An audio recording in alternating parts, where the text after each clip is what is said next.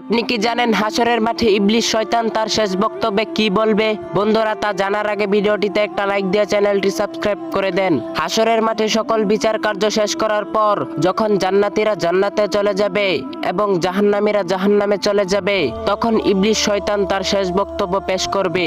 সেদিন শয়তান বলবে, হে মানুষ, আল্লাহ তাআলা তোমাদের সাথে যে ওয়াদা করেছিল তা সত্য ছিল, আর আমিও তোমাদেরকে অনেক ওয়াদা করেছিলাম, কিন্তু আমার সকল ওয়াদা মিথ্যা ছিল।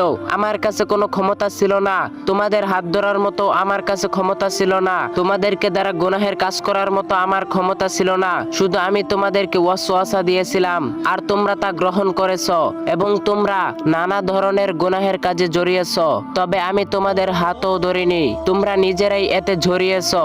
তাই আজ তোমরা আমাকে দোষারোপ করতে পারবে না, আর এটা তোমাদের কর্মের ফল। অর্থাৎ ইবলিস শয়তান সেদিন মানুষের পাপের দায়ভার নিবে না।